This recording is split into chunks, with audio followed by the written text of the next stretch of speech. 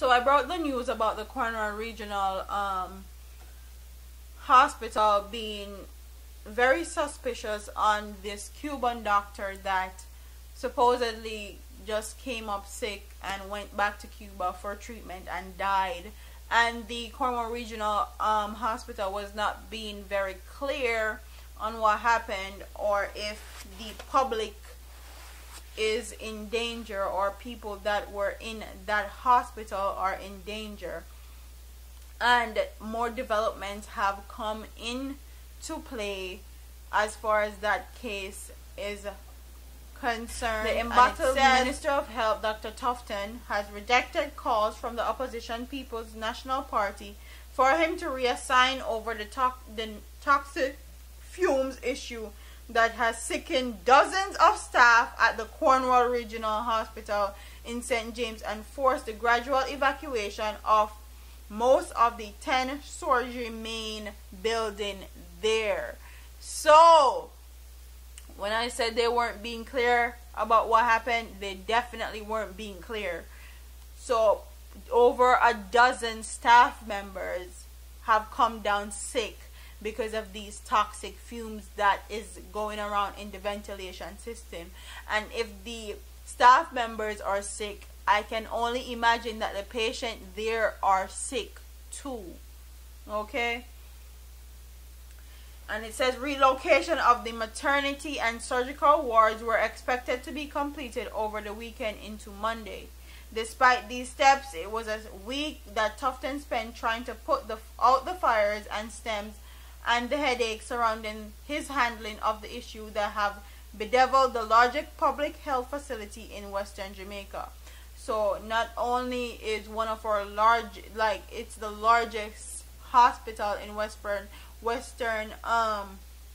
Jamaica, but it's one of the best hospitals in Western Jamaica, because I know where I'm from, Westmoreland, we don't go to Savalamar Hospital because they're lackadaisical and they allow people for dead there.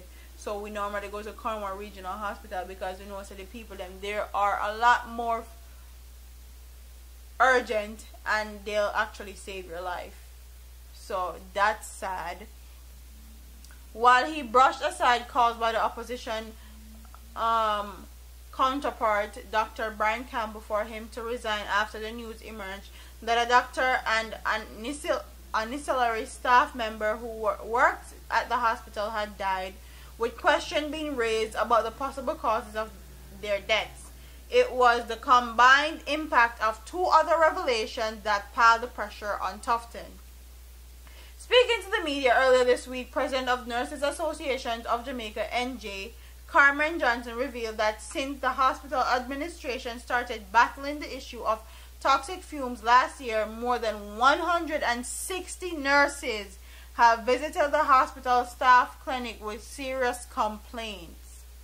These were said to have ranged from weakness in the joints to difficulty standing, headache, rashes, among other ailments.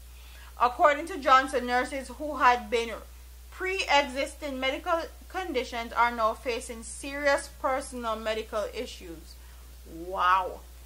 We have some of these young nurses who are diagnosed with chronic hypertension who were never hypertensive, a chronic heart condition who never had any issues, Johnson said during an interview. So these nurses that are working in this hospital that never had any issues with their health ever in their life, go to these hospitals, work, and come up with chronic health problems and chronic heart conditions. That's sad. That's really sad that these nurses and doctors have to work in facilities like that. And this has been happening for a long time. It's not just now. A long time there has been toxic fumes in the ventilation system or Cornwall Regional Hospital, and people have been complaining about it, but no one has done anything about it. So this is very sad.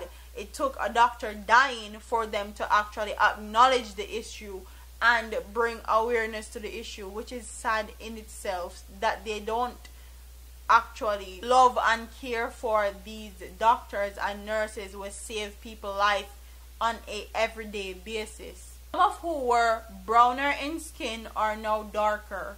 Some are suffering from loss of memory, and some people are too weak to function, she elaborated. She said that the respiratory conditions are out of whack. Persons are just spitting up blood when they cough. It never seems to go away when they go home, and they recognize that some family members are displaying the same symptoms they're having, so it has spread to their family.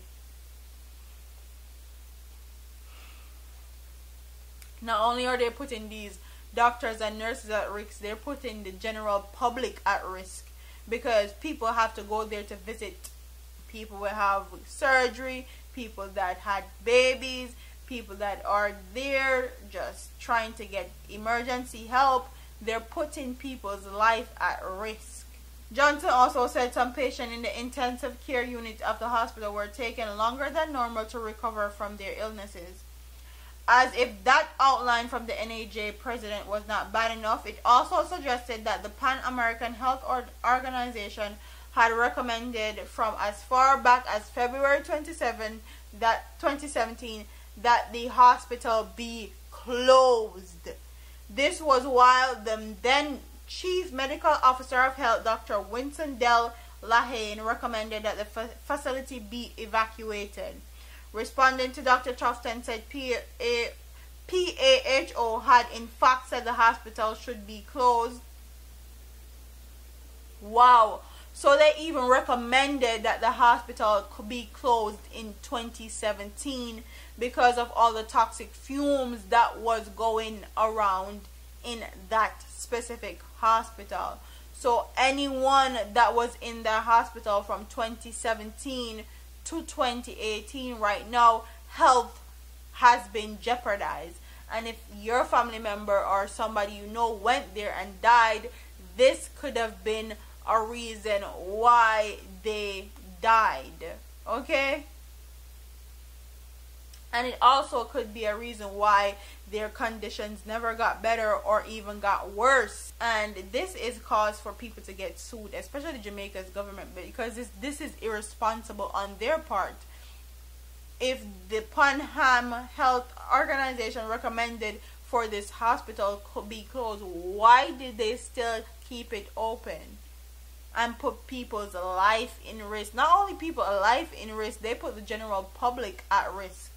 So comment in the comment section and tell me what you guys think about this story. Like I said in my first video, I knew that they weren't being transparent. I knew that there was something that they were trying to hide just from the way that the statements came out and the news articles were print, and the people that were in the Cornwall Regional Hospital were just outlining everything.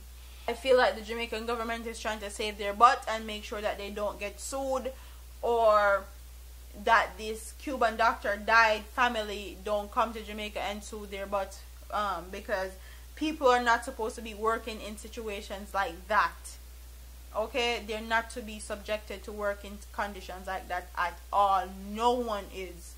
So comment in the comment section and tell me what you guys think about this story. Don't forget to like, comment, share, and subscribe to your girl here on YouTube.